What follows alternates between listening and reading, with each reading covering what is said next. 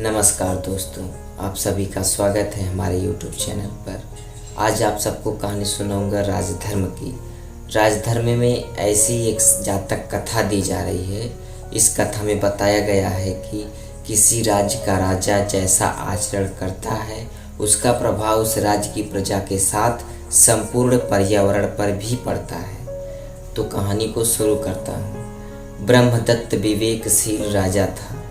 वह सत्यासत्य, उचित अनुचित का सदा ध्यान रखता था। वह ऐसे व्यक्ति को ढूंढता था जो उसके दोषों को बता सके।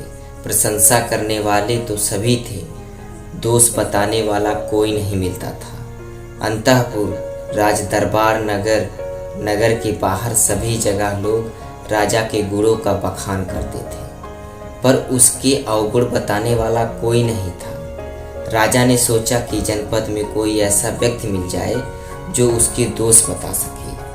अतः वेश बदल कर वह पूरे जनपद में घूमा, पर वहां भी उसे अपना गुण ही सुनने को मिला, दोष नहीं। फिर वह घूमता हुआ हिमालय प्रदेश पहुंचा। घने जंगलों और दुर्गम पर्वतों को पार करता हुआ वह सुरम्य हिमालय प्रदेश में स्थित बोधिसत्व के आश्रम पर जा पहुंचा। उसने उन्हें श्रद्धापूर्वक प्रणाम किया। बोधिसत्व ने राजा का कुशल क्षेम पूछा। फिर आश्रम में राजा एक ओर चुपचाप बैठ गया। बोधिसत्व जंगल से पके गोंदे लाकर खाते थे।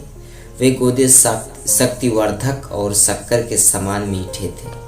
उन्होंने राजा को संबोधित कर कहा, महापुण्य, ये गोंदे खाकर पानी पियो। राजा ने गोंदे खाए और पानी पिया। उसे गोंदे बड़े मधुर और स्वादिष्ट लगे। उसने बोधिसत्व से पूछा, भंते क्या बात है, ये गोंदे बड़े मीठे और स्वादिष्ट हैं। महापुण्य, राजा निश्चय ही धर्मानुसार और न्यायपूर्वक राज करता है, उसी से ये इतने मीठे हैं। राजा के अधार्मिक और अन्याय होने पर तेल, मधु, शक्कर आदि तथा जंगल के फल फूल सभी कड़वे और स्वादहीन हो जाते हैं।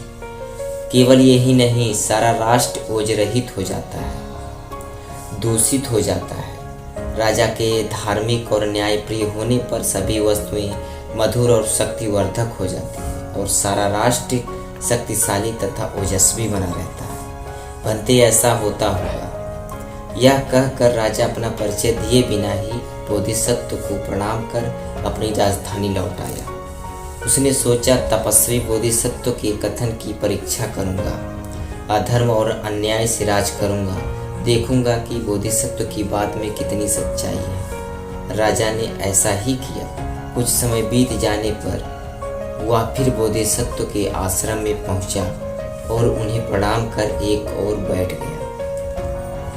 बोधिसत्व ने फिर पके गोंदे दिए।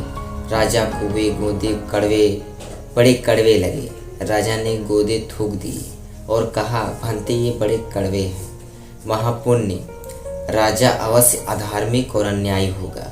राजा के अधार्मिक और अन्यायी होने पर जंगल के फल फूल तथा सभी वस्तुएं नीरस और कड़वी हो जाती हैं, स्वाद रहित हो जाती हैं। यही नहीं, सारा राष्ट्र ओजरहित हो जाता है। राजा के और जिज्ञासा करने पर बोधिसत्व ने कहा, गायों की नदी तैरते समय बैल जो नेता होता है, यदि टेढ़ा जाता है तो नेता के टेढ़े जाने के कारण सभी गायें टेढ़े जाती हैं और मार्ग से भटक जाती हैं। इस प्रकार मनुष्यों में भी जो श्रेष्ठ होता है वह नेता माना जाता है। यदि वह टेढ़े मार्ग से जाता है, अधर्म करता है, तो सारी प्रजा कुमार्ग पर चलती है और अधर्म करने लगती है।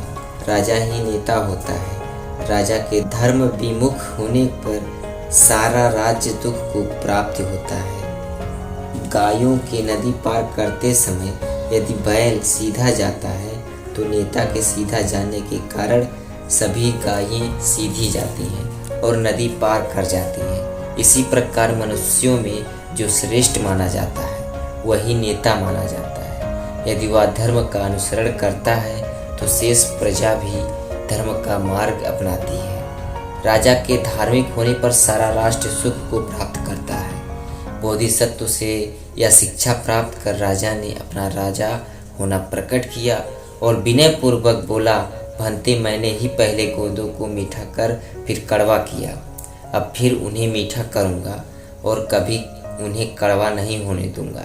यही मेरा संकल्प और व्रत है। बोधिसत्व को प्रणाम कर वह राजधानी लौट गया। वह धर्म और अन्याय पूर्वक राज करने लगा। उसका राज फिर धन धान्य से भर गया। दोस्तों, यह कहानी कैसी लगी कमेंट में जरूर बताएं और चैनल पर अगर नए हैं तो इस चैनल को सब्सक्राइब कर लीजिए। Thank you.